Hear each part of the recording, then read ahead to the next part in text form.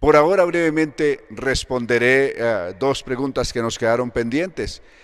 Una de las preguntas que quedó pendiente es ¿por qué Marcos o Lucas, que son los evangelios que son sinópticos o de un mensaje similar con Mateo, por qué algunos de ellos registran un leproso y por qué Mateo, donde ellos registran un leproso o un ciego o un endemoniado gadareno, por qué Mateo muestra dos?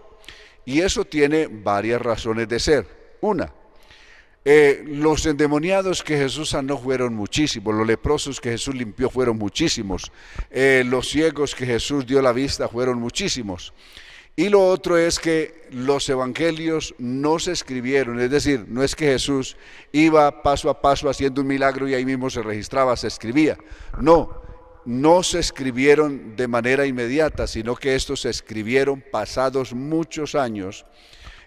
Por ejemplo, el Evangelio según San Marcos, que es el que se escribe más temprano que los otros evangelios, se escribe más o menos entre los años 43 al 45, es decir, habían pasado aproximadamente unos 12, 13 años después de lo ocurrido, y es cuando se escribe el Evangelio según San Marcos, que es el más temprano.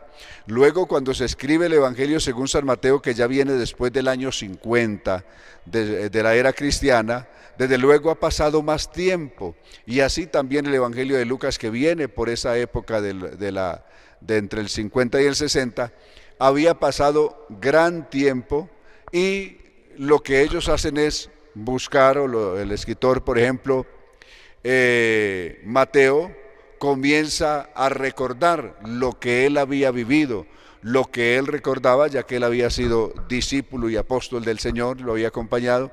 Entonces comienza a recordar, y entonces es muy fácil que en tantos leprosos que Jesús sanó, en un momento dado diga, bueno, fueron 2 y había podido que había 10, porque Jesús sanó muchos.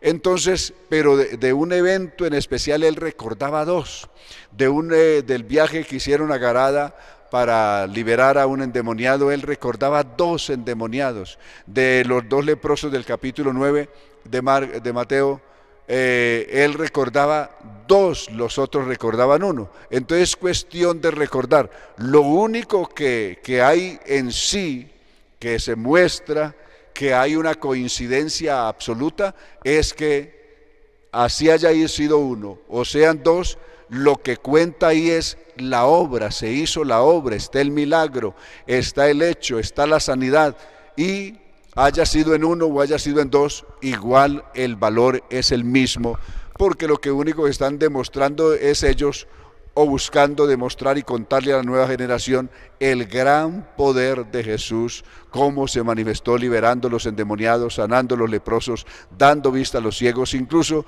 resucitando a los muertos. Luego, la otra pregunta que aparece sobre Isaías capítulo 27, que allí se menciona el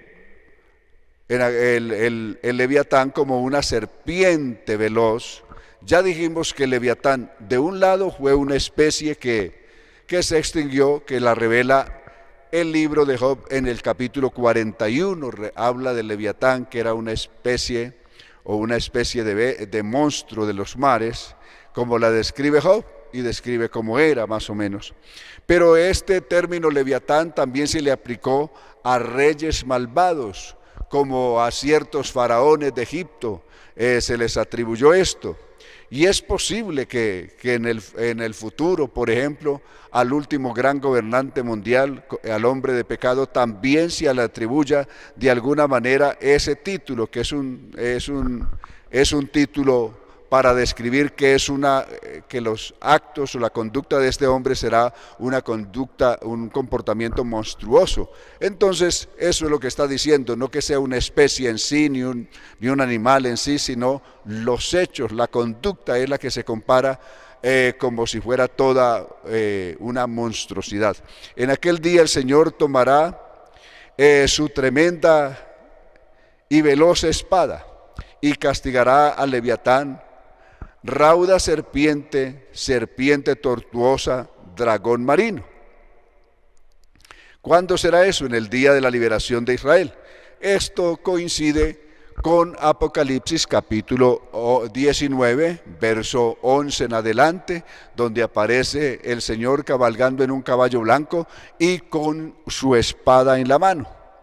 Y esto es para la batalla de Armagedón, donde termina derrotando a todos los ejércitos enemigos de Dios y de todas las naciones del mundo, que estarán encabezadas por los 10 reyes que gobernarán o que gobernarán la tierra en el tiempo de la gran tribulación, y encabezados por el hombre de pecado, el hijo de perdición, al que la gente popularmente conoce como anticristo.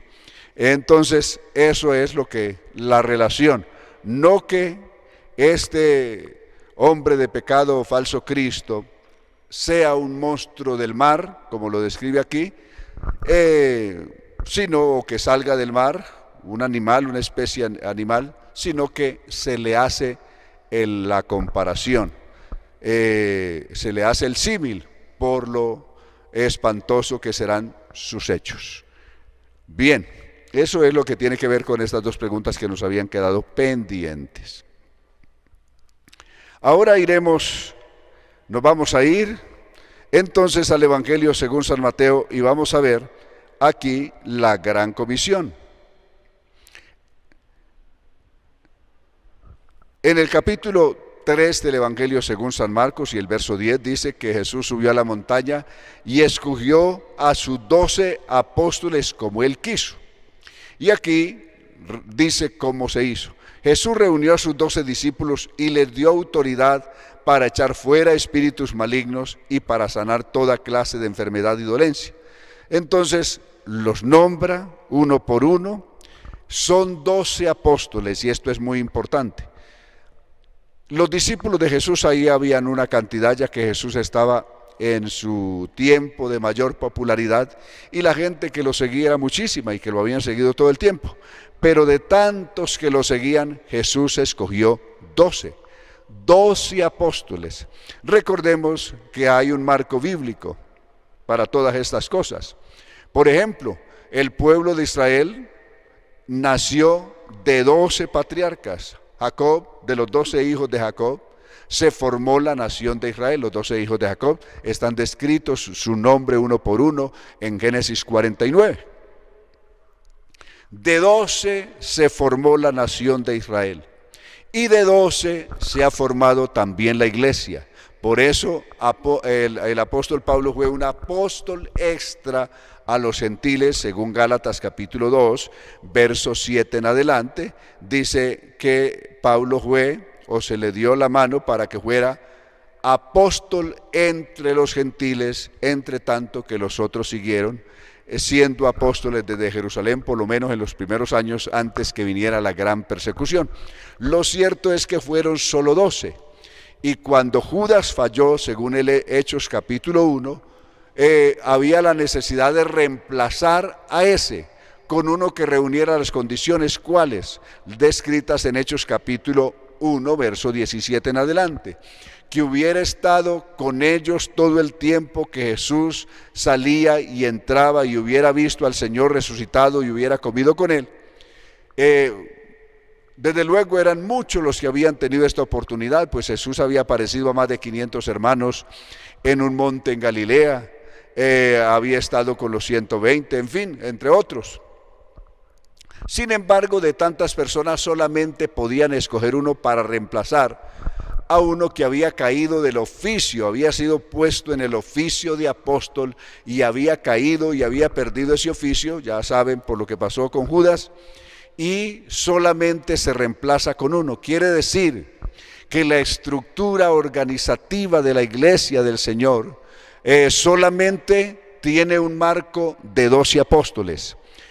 No hay más apóstoles, no hubieron más. Y los apóstoles además cumplieron una función, doble función, que fue la de ser profetas. Juan fue el último profeta del tiempo de la ley, pero en el tiempo de la gracia, en el tiempo de la iglesia, también hubo un periodo de profetas que fue el ministerio de los apóstoles, que tenían doble función, ser apóstoles y ser profetas. Ese fue el tiempo cuando se puso el fundamento de lo que hoy es la iglesia del Señor. Sobre apóstoles y profetas, Efesios 2:20, edificados sobre el fundamento de apóstoles y profetas. Quiere decir que ahí no involucró los evangelistas, a los pastores y los maestros no están en el fundamento. Los dos ministerios que están en el fundamento son apóstoles y profetas. De hecho, de Efesios 2:20, edificados sobre el fundamento de apóstoles y profetas, siendo la principal piedra del ángulo Jesucristo mismo. De ahí que todos aquellos que a lo largo del tiempo y en esta época se hacen conocer o se dan a conocer como apóstoles son falsos apóstoles. En la iglesia de Éfeso, algunas personas aparecieron diciendo que eran apóstoles y el Señor los rechazó, y la iglesia también de Éfeso los rechazó según Apocalipsis capítulo 2, pues los llamaron falsos apóstoles, porque apóstoles solamente fueron 12 en el orden conocido como los 12 apóstoles del Cordero, y un extra que fue Pablo, que tuvo un apostolado dirigido exclusivamente hacia el mundo gentil. De resto, la iglesia de ahí para acá lo que ha tenido son grandes evangelistas, ha tenido maestros, ha tenido pastores, en fin, con esos se ha mantenido el orden de la iglesia, la estructura de la iglesia se ha conservado de esa manera y ha de conservarse así hasta que Cristo recoja su iglesia. Entonces es la razón por la que no escogió 13, ni 14, ni 20, ni 50, sino solamente 12. Luego los envió inicialmente solamente a buscar a las casas que fueran de los judíos. No los envió a las casas de los gentiles. Inicialmente esta misión está dirigida a predicarle exclusivamente a las ovejas perdidas de la casa de Israel, es decir, solo a los israelitas y no a los gentiles. Incluso los samaritanos, que eran un pueblo mixto de gentiles y judíos, que se habían entrelazado entre sí, les dijo que por camino de samaritano no fueran, les advirtió aquí, sino que fueran solamente a la casa de los israelitas. Y les da cantidad de instrucciones en ese aspecto. Entonces, como consideramos de que estas instrucciones fueron propias para ese tiempo, para esa comisión que se da, hubieron dos comisiones. Esta es la comisión de los 12 apóstoles. Más adelante hay otro evento que se llama la Gran Comisión, que la describirá Lucas en su capítulo 10, una segunda parte donde ya no fueron enviados 12, sino que fueron enviados 70, y los 70 fueron enviados de 2 en 2, también con la misma autoridad y la misma prerrogativa con que fueron enviados los apóstoles, con autoridad sobre los enfermos, poder para echar fuera demonios y sanar toda enfermedad y dolencia, y predicar el evangelio del reino exclusivamente a los israelitas, que es a quien se les predica el evangelio del reino, como ya lo habíamos explicado atrás. Y aquí les advierte los peligros que vendrán. A corto y largo plazo vendrán peligros y vendrán persecuciones y vendrán divisiones entre ellos mismos. Es decir, ellos mismos estarían divididos. Algunos aceptarían que Jesús es el Cristo, otros no aceptarían que Jesús es el Cristo. Unos cuantos aceptaron, o unos miles aceptaron del pueblo de Israel a Jesús como el Cristo, y otros rechazaron a Jesús como el Cristo. Muchas familias se dividieron, unos a favor y otros en contra, y eso se los está advirtiendo el Señor aquí. Vinieron persecuciones, tuvieron que responder ante las autoridades. Recuerde que fueron azotados por culpa de las autoridades por predicar el evangelio, Hechos capítulo 4, Hechos capítulo 12, e incluso muertos por causa de predicar el evangelio, como lo fue Jacob, y posteriormente también la mayoría de los apóstoles morirían mártires. En fin, y él se los está advirtiendo todo esto que va a ocurrirles en su inmediato futuro en estos versos que siguen. Es más o menos la tónica y la dirección del tema que se plantea aquí sin antes decirles que sean tan prudentes como la serpiente. La serpiente para atacar no ataca. Para que una serpiente ataque primero, tiene que sentirse amenazada.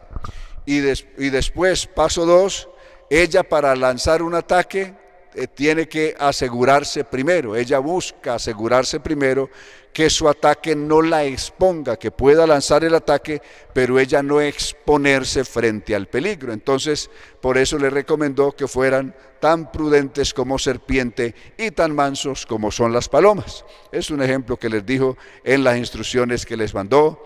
Entre ellos, que no llevaran 2 vestidos, que no llevaran 2 pares de sandalias, entre otras, porque encontrarían que si predicaban el evangelio a la gente se encargaría también de sus necesidades físicas que tuvieran.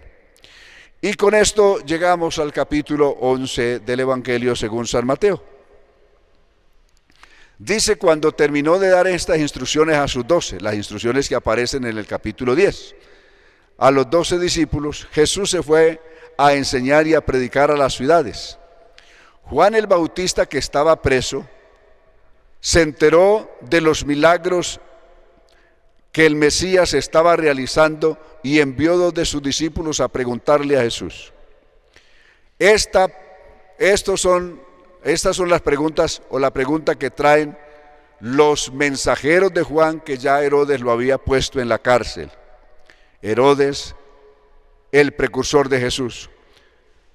¿Eres tú de veras el que estábamos esperando o debemos de esperar a otro? Le mandó preguntar Juan desde la cárcel. Jesús respondió a los mensajeros y les dice: vayan, cuéntenle esto a Juan, de lo que ustedes son testigos. Vayan donde está Juan y cuéntenle todo lo que han oído, lo que han visto realizar.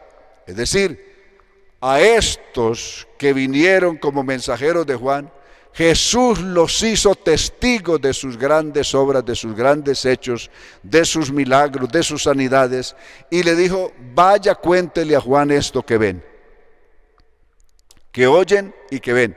Cuéntele que los ciegos ven, que los paralíticos andan, que los leprosos se curan, los sordos oyen, los muertos resucitan, y que se anuncia el evangelio a los pobres. Díganle además que benditos son los que no dudan de mí. Con estas señales que vieron aquí, que los ciegos ven, que los paralíticos andan, los leprosos se curan, los sordos oyen, los muertos resucitan, y que se les anuncia el evangelio a los pobres, son las señales mesiánicas que aparecen en Isaías capítulo 35 verso 4. Decía: los de corazón apocado, no temáis, he aquí que vuestro Dios viene con retribución, con pago. Dios mismo vendrá y os salvará. Y cuando Dios mismo viniera para salvarlo, según esta profecía de Isaías 35, entonces, ¿qué pasaría? Entonces los ciegos verían, los paralíticos saltarían como carneros, los leprosos serían curados, los sordos oirían, los leprosos serían limpiados, y la lengua del mudo cantaría las alabanzas a Dios. Eso son las señales mesiánicas descritas en este pasaje de Isaías.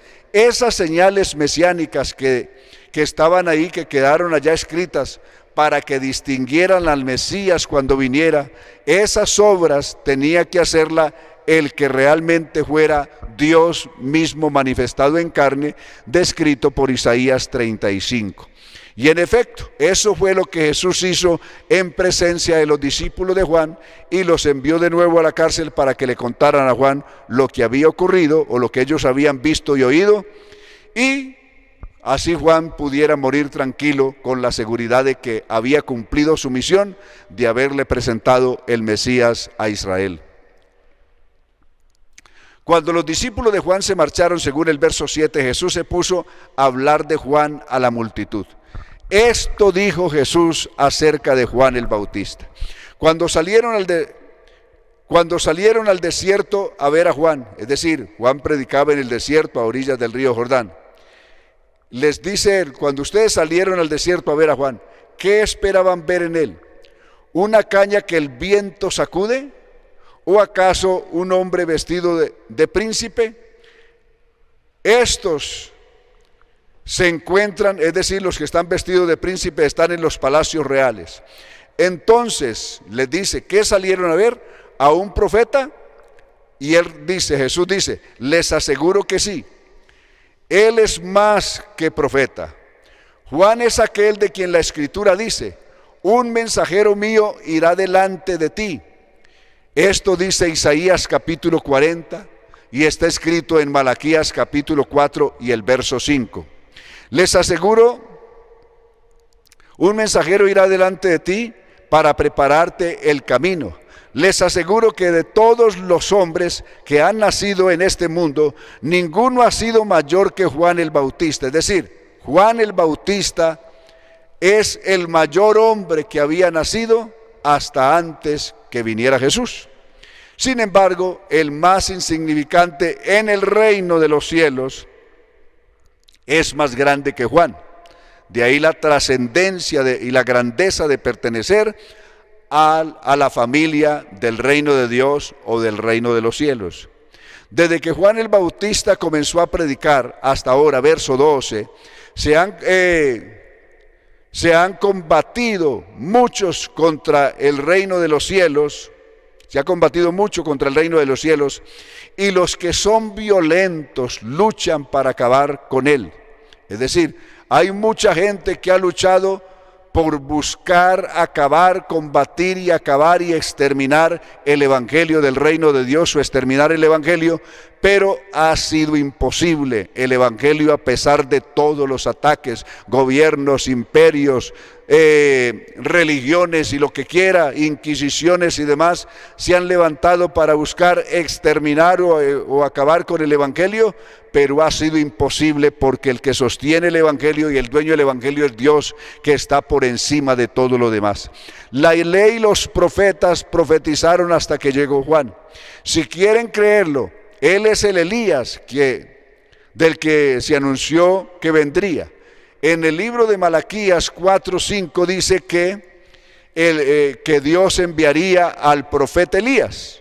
Y esa profecía de Malaquías 4:5 se cumplió en Juan el Bautista. Jesús dice, si queréis creerlo, él es el Elías que se anunció que vendría.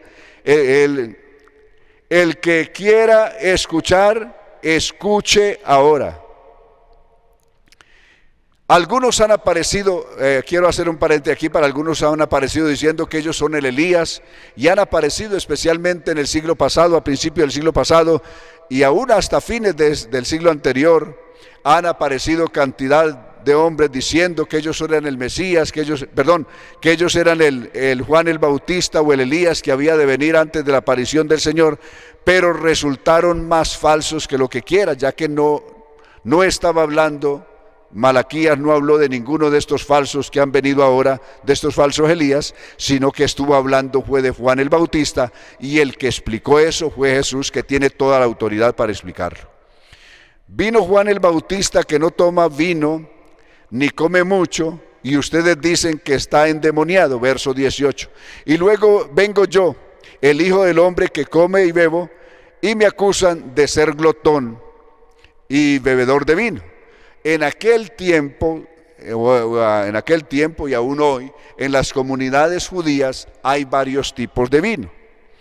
Hay un vino que es un vino que se toma después de las comidas, que es un vino digestivo, que es un vino cero alcohol, es decir, es zumo de uva.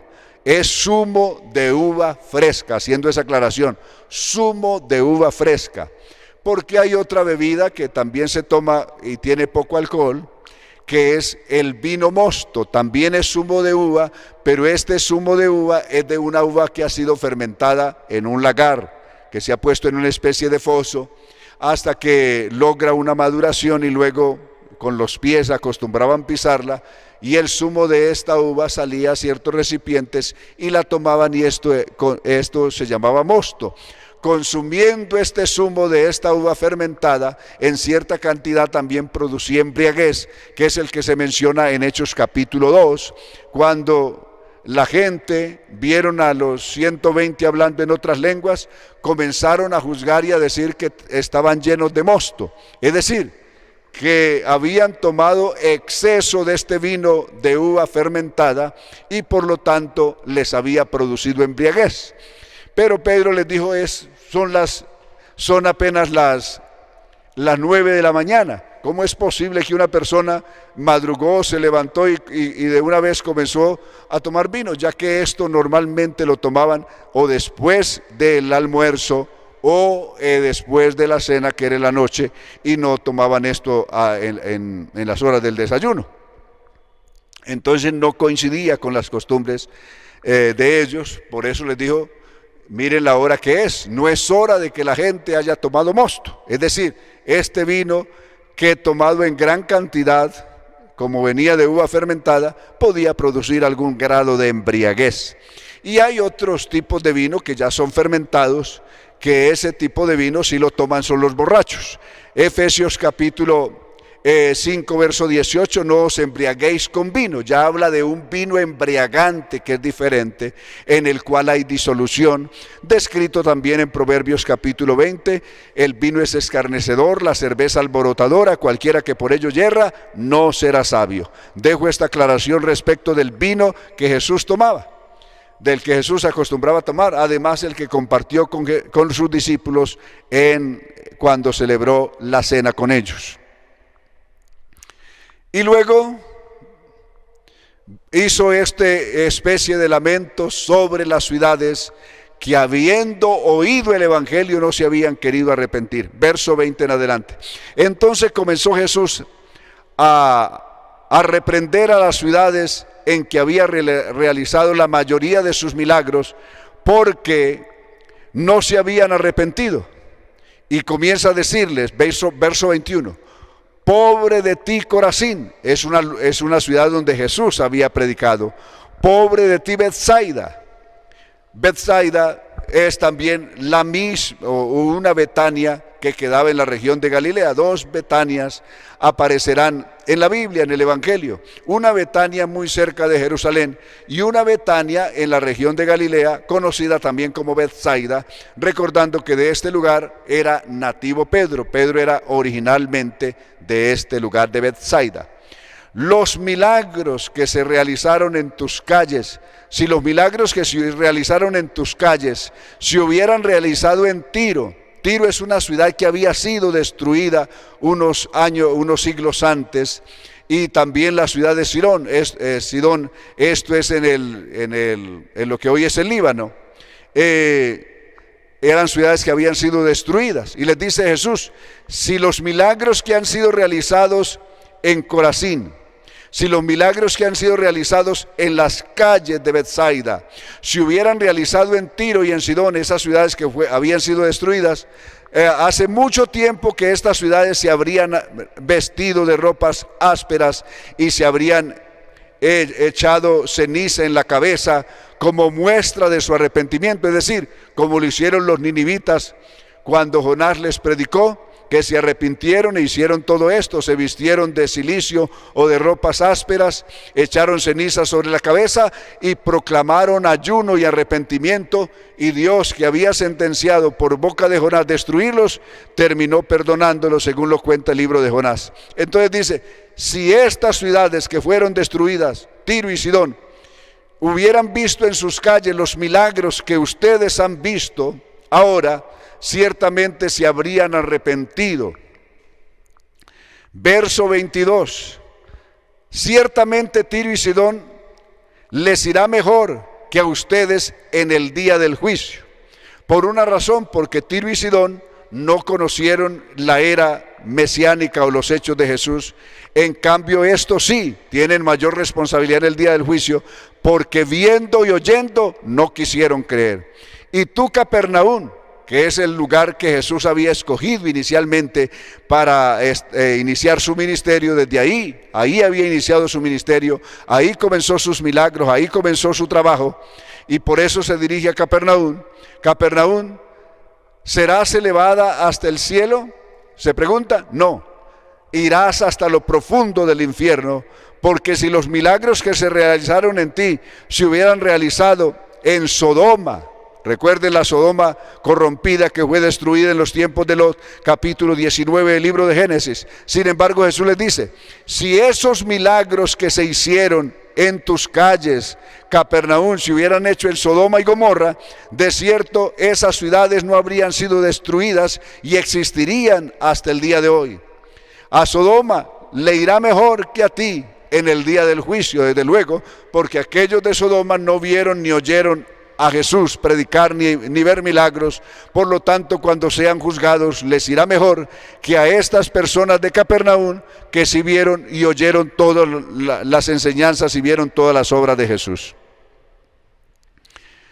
Y aquí viene la oración, la gran oración de Jesús, y con la que comenzaremos a ver con quién hablaba Jesús cuando oraba. Realmente las oraciones de Jesús son grandes enseñanzas. No es que estuviera hablando con un tercero o con otro, sino, mire, que sus oraciones son una tremenda enseñanza, una tremenda lección. Verso 25. Dijo Jesús, te alabo, Padre, Señor del cielo y de la tierra, porque escondiste estas cosas de los sabios y de los inteligentes y se las diste a conocer a los niños. Es decir, Jesús está diciendo que Dios, estas cosas tan grandes, tan gloriosas, que son toda la revelación de Dios, de su unicidad, de su presencia, de su poder, de su grandeza, de su sabiduría, de su majestad, la escondió Jesús de los sabios. Por eso la revelación acerca de que Jesús es el único Dios verdadero no se enseña en las grandes universidades, no se enseña en los grandes centros de pensamiento del mundo, ni de formación universitaria en ningún lugar del mundo. ¿Existe alguna facultad que diga en esta universidad se enseña la facultad, hay una facultad propia de esta universidad que se dedica, por ejemplo, a la unicidad, a enseñar que Jesucristo es el único Dios verdadero o que hay un solo Dios en los cielos y en la tierra? Esa facultad no existe porque sencillamente Dios no le reveló esto a los hombres sabios, sino que prefirió sacarla de allá, de los lugares normales del gran pensamiento de los sabios, de los filósofos, del entendido, del humanista, del literato, y se la reveló a personas tan humildes, tan sencillas, porque si esta revelación hubiera quedado exclusivamente para la gente de arriba, la gente de abajo estaríamos completamente perdidos, sin ninguna posibilidad. Pero Dios no dejó esto al alcance de esas personas, sino que llegó a la gente más popular, a la que menos acceso tendría a los grandes centros de estudio, y allí les reveló la más alta y más grande de las ciencias que puede existir en la historia del universo, y es el gran conocimiento del Dios verdadero. Te alabo, Padre, Señor del cielo y de la tierra. Está orando. Porque escondiste estas cosas de los sabios y de los inteligentes y se las diste a conocer a los niños. Niño aquí es un símil con las personas poco preparada o de un nivel bajo en el mundo secular.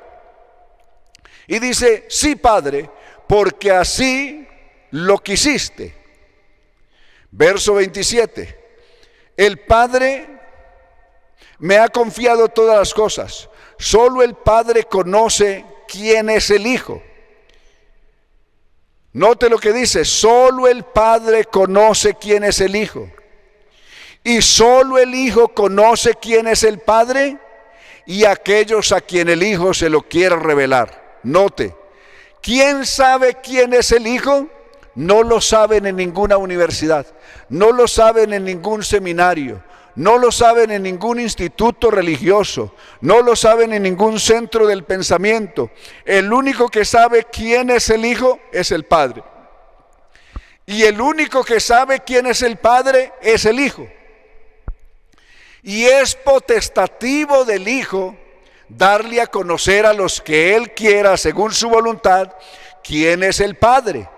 Es decir, el Hijo es el único que sabe quién es el Padre, y es potestad, es potestativo. Está en la potestad del Hijo darle a conocer a los que Él quiera quién es el Padre.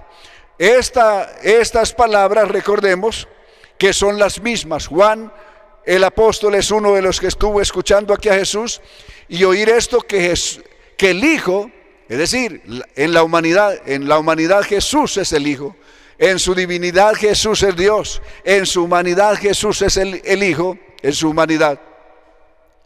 Y en su humanidad es el único que puede revelarnos quién es el Padre, quién es el Dios verdadero.